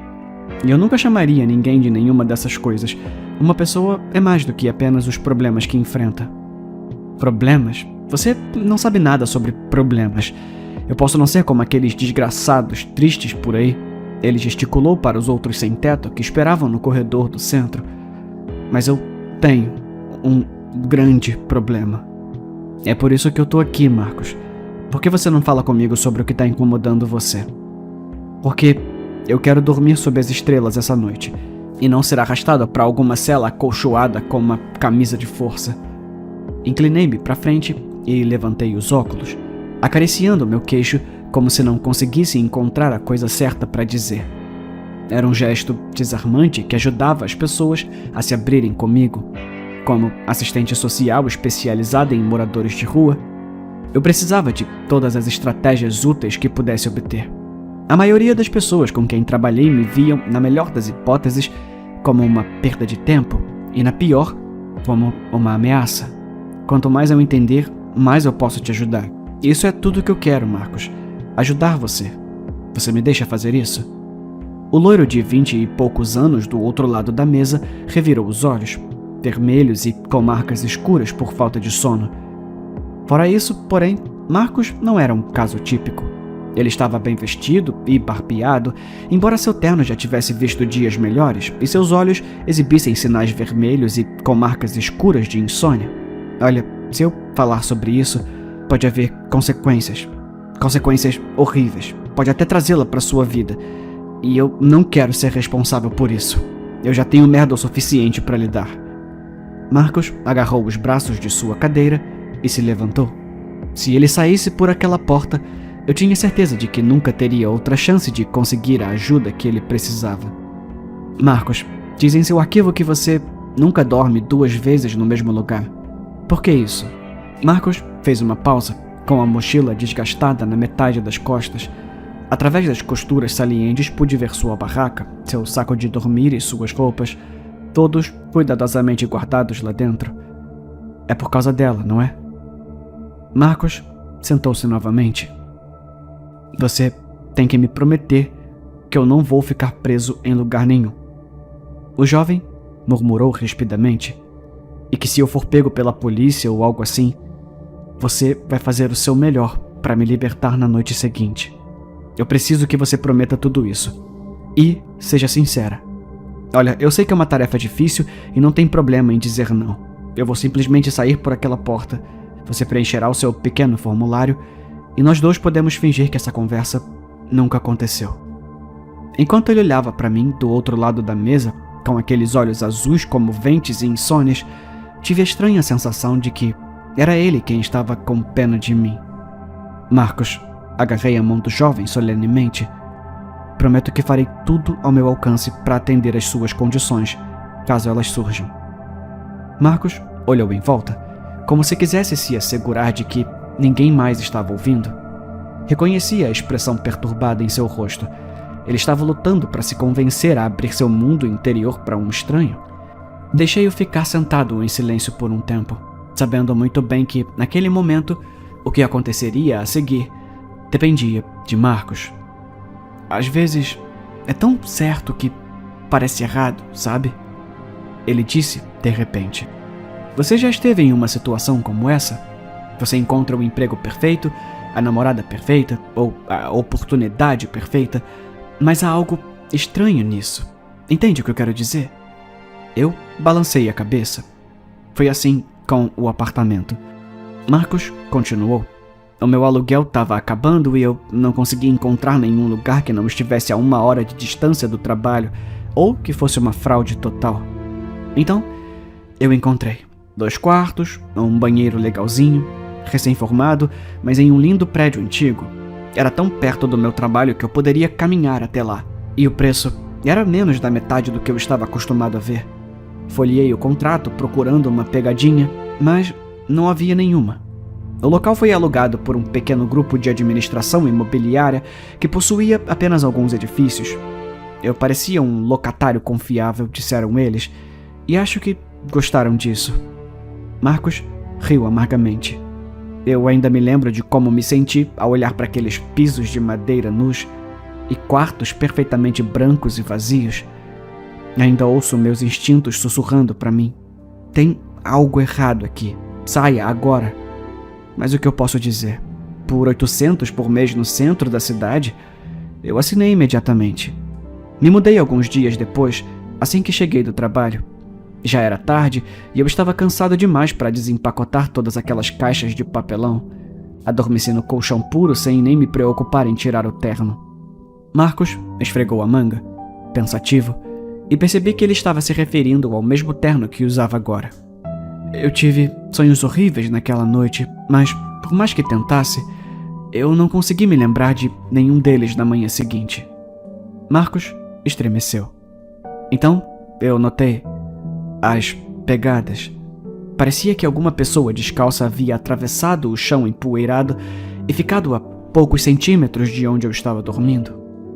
O engraçado é que aquelas pegadas nuas começaram na parede e não voltavam, como se quem quer que fosse tivesse saído de um tijolo sólido, pairado sobre mim a noite toda, e depois desaparecido. Eu estava assustado? Claro, um pouco. Mas eu também tinha que estar no trabalho em 1 hora e não tinha ideia de em qual daquelas malditas caixas a minha cafeteira estava escondida. Na noite seguinte, uma porta bateu no corredor e Marcos deu um pulo. Olha, você se importa se caminharmos e conversarmos sobre a próxima parte? Eu preciso de um cigarro e realmente não gostaria de contar essa parte da história dentro de algum lugar. Apenas no caso de... Era minha política nunca me encontrar fora do escritório. Eu tinha ouvido histórias horríveis de assistentes sociais que foram assaltados à mão armada, esfaqueados e espetados com agulhas sujas ou simplesmente se apegaram demais e ultrapassaram os limites do profissionalismo de maneiras que arruinaram suas carreiras. Não sei por que eu abri uma exceção para Marcos. Talvez eu também precisasse de um pouco de ar fresco. Havia algo claustrofóbico em sua história, na maneira como seus olhos percorriam a sala. Depois do trabalho, no segundo dia, eu fiquei exausto. Um cliente exigente com um problema complicado me prendeu ao telefone o dia todo e o estresse queimou a imagem daquelas pegadas assustadoras da minha mente. Quando entrei pela porta, tirei os sapatos, bebi um copo d'água e caí de cara no colchão. Eu só queria tirar uma soneca e depois continuar desfazendo as malas, mas quando acordei, já estava escuro e... não tem outro jeito de dizer. Alguém estava mastigando os meus dedos dos pés. Eu parei de andar. Eu sei o que você está pensando. Marcos zombou. Parece loucura. Meu cérebro também não queria aceitar. Eu não queria acreditar que uma velha, nua, com cabelos brancos caindo até a cintura, estava roendo o meu pé com a boca cheia de dentes torcidos. Eu gritei alto o suficiente para acordar meio quarteirão e chutei bem no rosto dela. Ou pelo menos eu tentei. Meu calcanhar passou por ela como se ela nem estivesse lá. Não importa o quanto eu chutasse, me contorcesse, lutasse, não importava. Ela apenas continuava mordendo. Quando fugi, ela deslizou atrás de mim no chão como uma maldita cobra desossada, sempre mordiscando, lambendo o sangue das marcas de mordidas em minhas pernas. Atirei panelas, facas, eu rezei Pai Nosso e até bati nela com uma vassoura. Nada funcionou. No final, eu saí correndo do apartamento, descalço e sangrando, com 2 dedos faltando. Claro, meus vizinhos chamaram a polícia, mas quando eles voltaram para dentro comigo, foi como se ela nunca tivesse estado lá. Eu tava uma bagunça. Marcos continuou. Acho que realmente chorei no ombro do policial. O hospital quis me manter em observação por alguns dias e eu disse sim para tudo. Quer dizer, eu com certeza não queria voltar para minha casa e não estava em condições de trabalhar. Cada vez que eu olhava para os meus pés, a realidade me atingia como um soco no peito. Uma velha, fantasmagórica, realmente saiu da parede do meu apartamento e realmente comeu meus 2 dedos do pé direito. Os cortes estavam tão perfeitos como se eu tivesse nascido sem eles. E também não havia sangue no apartamento. Foi como se ela tivesse absorvido tudo. Então, ninguém mais conseguia ver a velha que atacou você. Eu resumi. Não é como se eu não tivesse provas. Eu posso mostrar os dedos que faltam se você quiser. Marcos se ajoelhou para tirar o sapato. Não tem necessidade disso. Eu me movi para detê-lo e ao fazê-lo, senti uma lacuna irregular na carne do braço sob o seu terno. Durante os poucos segundos que meus dedos roçaram nele, não pude deixar de notar que a lacuna tinha o mesmo tamanho e formato de uma boca humana. Marcos ficou de pé, olhando para o sol poente com um suspiro. Eu achei que estaria seguro no hospital. Quem não acharia? Há guardas armados e enfermeiras por toda parte e botões de chamada de emergência.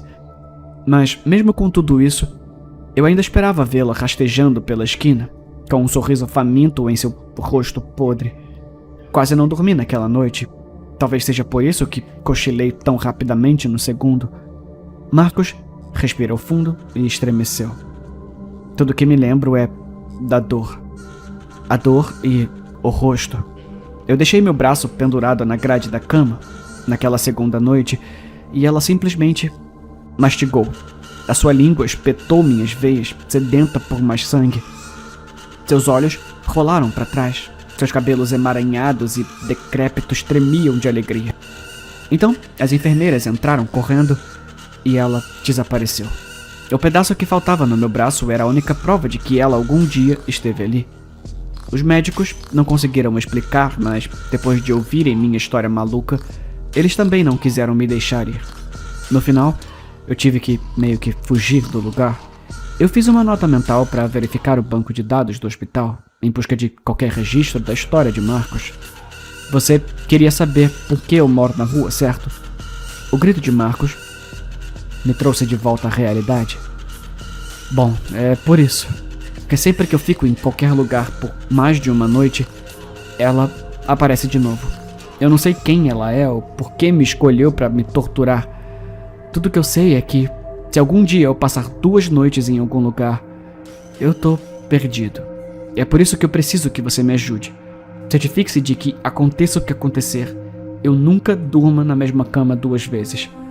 Caso contrário, ela... Marcos fungou. Fiquei surpresa ao ver lágrimas escorrendo pelo seu rosto. Ela não para nem nos ossos, cara. Ela vai me drenar até não sobrar mais nada. Não consigo lembrar o que disse sobre isso ou como concluí minha entrevista com Marcos. Eu apenas dei a ele meu cartão e desejei boa sorte enquanto tentava fingir que minha mente não estava fervilhando com as imagens perturbadoras de sua história bizarra. Quando finalmente me acalmei, percebi que não tinha agendado uma segunda consulta com Marcos, nem mesmo estabelecido uma forma de contactá-lo novamente. Eu teria que contar com ele para entrar em contato comigo, o que, considerando sua falta de moradia, não era provável. A culpa me consumiu enquanto eu digitava nossa conversa e guardava o arquivo. Marcos nunca mais voltou ao centro depois da nossa conversa, e eu sabia que não deveria ir procurá-lo. Tenho vergonha de admitir que, depois de alguns anos, esqueci completamente dele, até receber o telefonema. No entanto, não foi o jovem angustiado de terno que me procurou. Era um policial de alguns estados de distância. Ele estava entrando em contato comigo, disse ele, por causa de algo meio estranho que aconteceu na prisão do condado. Marcus Reginald Brownwell, um homem caucasiano, 31 anos, havia sido detido alguns dias antes por vadiagem. Desde então ele era um problema sem fim, gritando sobre a necessidade de trocar de cela. Quando Marcos não conseguia o que queria, ele ficava violento, se mutilava. O diretor o transferiu para a solitária por 3 dias. O policial que ligou não sabia dizer exatamente o que havia acontecido com Marcos naquele período. Todas as malditas câmeras estavam desligadas por algum motivo. Ele poderia, no entanto, me dizer o que sobrou de Marcos depois. Um macacão vazio e uma mancha gordurosa e repugnante no chão. É a coisa mais estranha, sabe? Eu podia ouvir o policial coçando a cabeça do outro lado da linha. Nós achamos que ele escapou de alguma forma, e já que ele continuou ligando para você e perguntando por você e dizendo que você iria tirá-lo de lá, não importa o que acontecesse, bem, achamos que você poderia saber alguma coisa, doutora. O sorriso de escárnio em sua voz me disse tudo o que eu precisava saber sobre sua visão da minha profissão, mas quase não percebi. Meus pensamentos estavam fixados nas últimas palavras que ele disse, me ligando de novo e de novo, perguntando por mim, dizendo que eu ia tirá-lo de lá de qualquer maneira. Claro, Marcos tinha meu número antigo. Quando mudei de emprego para trabalhar em uma ONG, atualizei minhas informações de contato com todos os contatos que pude encontrar, mas não conseguia encontrar Marcos. E se eu fosse honesto comigo mesma, eu sabia o verdadeiro motivo. Eu tinha ficado muito perturbada com a história de Marcos para fazer o meu trabalho direito. Não anotei as informações dele quando deveria e, como resultado... Bom, tive o primeiro sonho ontem à noite. O puro horror daquilo. E o fato de que, depois disso, não consegui me lembrar de nenhuma parte, me fizeram pensar em Marcos. Então, ao lado da minha cama, eu vi as pegadas. Eu estava reformando a cozinha e, com todo aquele gesso em pó por toda parte, era fácil ver que quem quer que estivesse parado ao lado da minha cama a noite toda havia saído da parede da cozinha. Uma mochila cheia está encostada na minha mesa. Eu espero ter tudo o que preciso. Aprendi muito sobre a vida nas ruas nesses últimos 4 anos, mas algumas coisas ainda sempre surpreendem.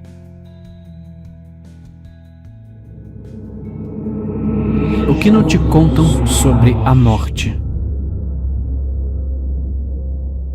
O que eles não dizem quando você volta daquele vazio é que, naquela fração de segundo em que seu coração começa a bater novamente, você se lembra, mas apenas por aquela fração de segundo.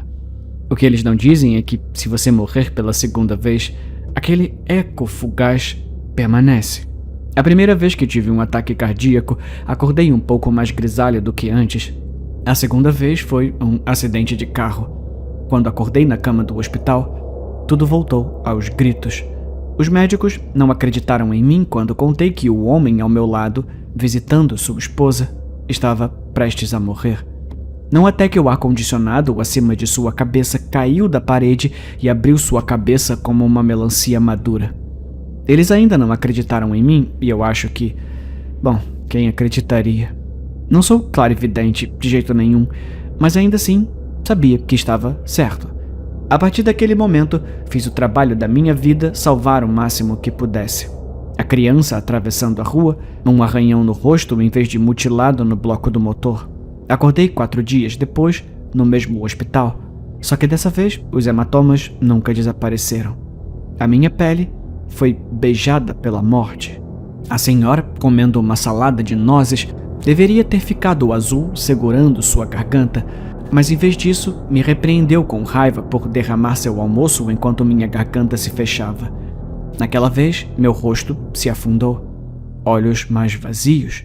As bochechas apenas ossos cobertos de pele. Dizer que eu era um morto-vivo seria uma descrição plausível. Para onde quer que eu me voltasse, via suas mortes. O homem na furadeira perdendo o controle, a broca quebrando e batendo em sua cavidade torácica, meu peito estalando, costelas se partindo. A jovem mãe tirando o carrinho do caminho do motorista bêbado, meus ossos quebrando para receber o impacto. Cada um deles que salvei dando um pouco de mim. O que não te contam sobre a morte é que toda vez que você morre, uma pequena parte de você permanece morta. Essa manhã, o cheiro da morte entrou pela minha janela. O espectral diante de mim largou sua foice e tirou um livro gasto das dobras de seu manto. Você, ele trovejou. Eu não pude conter minha alegria. Eu tinha morrido tantas vezes e agora ele estava aqui para me buscar. Mas antes que eu pudesse dizer outra palavra, ele me entregou o livro pesado. Eu olhei para baixo enquanto as páginas se abriam. Um nome queimou em minha mente quando olhei para cima. A morte colocou sua foice em minha mão. Você já morreu muitas vezes. Esse fardo agora é seu. Antes que eu pudesse dizer outra palavra, ele se desfez em uma pilha de cinzas. O que eles não te dizem sobre a morte é que se você morrer, certifique-se de permanecer morto.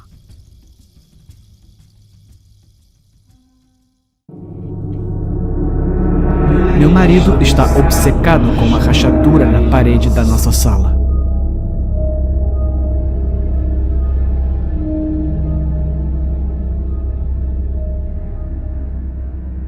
Nosso filho, Mateus, estava jogando Fortnite quando o terremoto aconteceu. Tínhamos acabado de comprar a TV dos sonhos do meu marido, 75 polegadas. Enquanto nossa casa tremia e as paredes se dobravam, a TV caiu e atingiu Mateus na cabeça. Meu filho era a razão de eu ter saído da cama por 6 anos. Agora, ele se foi. Eu realmente precisava do meu marido, Leandro. Eu queria que ele fosse comigo para o aconselhamento de luto, mas não consigo fazer com que ele saia de casa. Ele não para de olhar para a rachadura na parede. Logo atrás de onde a TV estaria, quando as paredes se dobraram, uma rachadura se formou na parede de gesso. Apenas grossa o suficiente para que você quase possa olhar por ela. Ele fica horas apenas passando o dedo para cima e para baixo na rachadura, pressionando a orelha contra ela, escutando. Meu conselheiro disse que as pessoas sofrem de maneiras diferentes, que eu deveria respeitar seus limites, mas eu estava começando a ficar preocupada. Resolvi confrontá-lo sobre a rachadura. Leandro, ele nem olhou para mim. Você não acha que deveríamos contratar alguém para consertar a parede? Shhh! Ele me silenciou. Vem aqui, escuta. Ele gesticulou para que eu viesse ouvir a rachadura na parede. Eu o agradei e apertei minha orelha bem perto. Eu não consigo ouvir nada. Você não consegue ouvir? Você não consegue ouvir ele? Ouvir quem? O Mateus. Ele tá na parede. Amor, não diz isso. Ele tá sim. Apenas ouça. Você vai ouvir. Ele tá sozinho lá dentro. Mateus se foi. O nosso filho não está dentro da parede. Ele deu de ombros e voltou a sussurrar para a parede. Eu sei que deveria ter feito mais para trazê-lo de volta à realidade, mas foi tão difícil ouvir sobre nosso filho assim. Eu tive que sair da sala e lutar contra um ataque de choro na cozinha. Naquela noite, Leandro nem foi para a cama. Quando desci para ver como ele estava, ele tinha uma lanterna e estava tentando ver pela fresta. Ele disse para a parede: "Acho que eu não vou conseguir tirar você daí, amigão. Eu vou ter que encontrar uma maneira de entrar aí com você. Leandro, vem para a cama." Era como se ele nem tivesse me ouvido. Quando acordei, era só eu na cama. Decidi que iria afastá-lo daquela rachadura, mesmo que tivesse que arrastá-lo para longe. Quando desci as escadas, o vi pendurado no corrimão. Ele amarrou o fio da TV no pescoço e se enforcou. Eu não conseguia respirar. Meu coração parecia que ia explodir.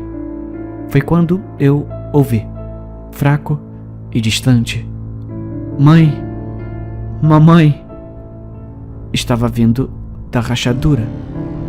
Eu me aproximei e encostei a orelha na fresta. "Mamãe, eu sinto a sua falta. Você não quer se juntar a mim e ao papai aqui?"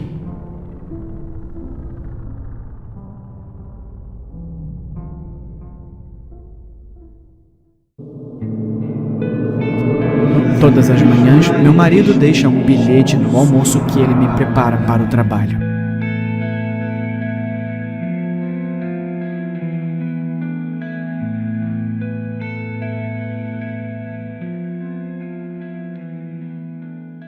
Ah, meu amor, espero que o sol destrua sua sonolência e você encare o dia com eterno otimismo. Preenchi alguns papéis que preciso que você assine no balcão. Apenas algumas coisas chatas de seguro. Seguro de automóvel, sua apólice de seguro de vida, nada para se incomodar. Basta assinar na parte inferior e eu cuido do resto. Eu vou chegar tarde do trabalho essa noite, tá bom? Vou ter cuidado para não te acordar. Hoje temos salada mediterrânea, fatias de maçã Pink Lady e biscoitinhos de chocolate. Terça-feira. Minha linda esposa. Não acredito que você encontrou seu presente de aniversário que eu estava tentando esconder. Lingerie, eu sei, eu sou tão clichê. As tags devem ter sido arrancadas enquanto eu tentava escondê-las.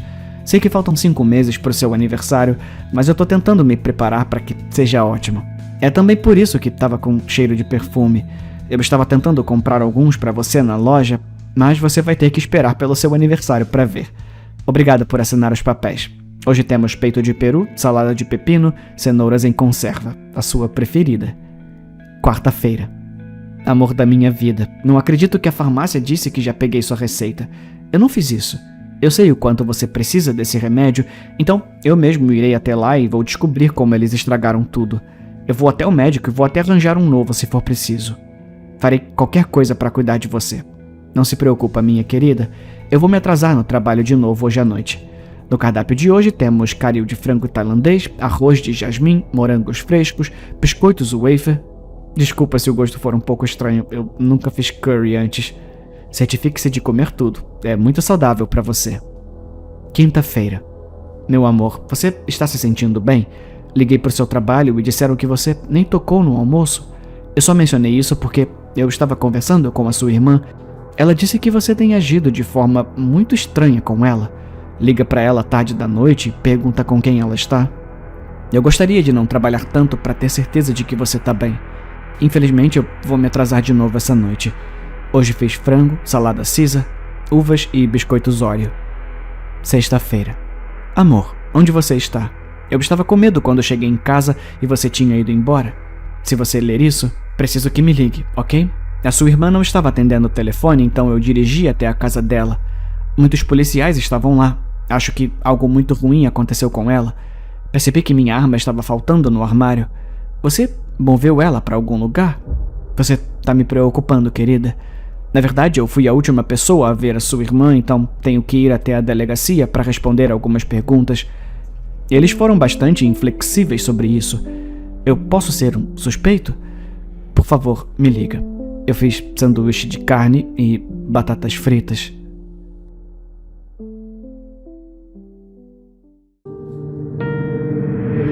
Respingo.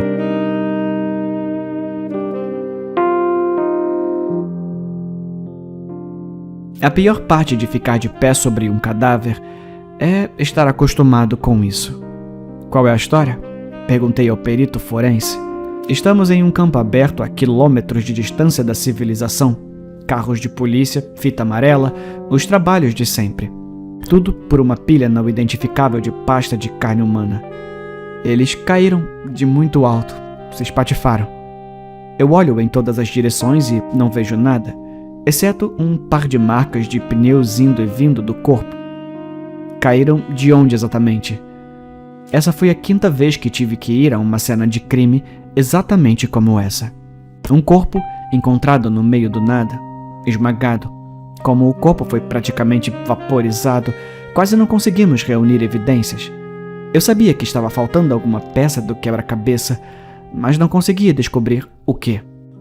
Talvez eles estivessem saltando de paraquedas, disse o especialista forense. Mas sem paraquedas? Sei lá, talvez eles estivessem apenas, se matando. A resposta mais simples geralmente é a correta, certo? Tá, eu acho que preciso descobrir quem é o dono dos aviões na área. Nossa única pista era um centro de paraquedismo a 300 quilômetros dos corpos. Infelizmente, eles tinham uma extensa papelada para saber quanto combustível estavam usando, o que significa que não havia voos não registrados. Portanto, nada de descarregar corpos e nada de saltos suicidas em paraquedas. Com pouco mais para continuar, os casos esfriaram. A infeliz verdade é que apenas cerca de 50% dos assassinatos são resolvidos. Passa-se 1 ano, depois 5. Como detetive, você tenta empurrar os casos não resolvidos para o fundo da sua mente. Você tenta pensar em como manter sua esposa feliz ou tornar o aniversário do seu filho especial. Esse ano, contratei um palhaço para o seu aniversário de 8 anos. Talvez um pouco antiquado, mas espero que ele possa fazer TikToks disso, ou o que quer que as crianças estejam fazendo hoje em dia. Quando o palhaço apareceu, ele veio segurando um monte de balões multicoloridos e os distribuiu para cada uma das crianças da festa. Quando ele me entregou um, lembrei-me de todos aqueles corpos esmagados. Eu comecei a fazer perguntas, perguntando sobre balões, mas esperando muito pouco. Encontrei uma pequena estação meteorológica na nossa jurisdição. Você sabia que os balões meteorológicos podem flutuar até 200 quilômetros?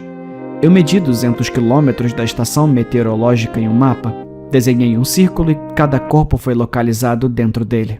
Os balões meteorológicos também flutuam muito alto.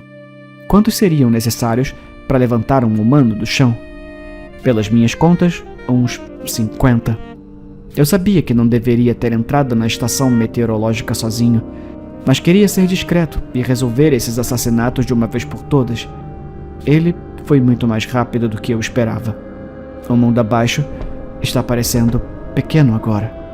Está muito frio. Finalmente descobri a peça que faltava.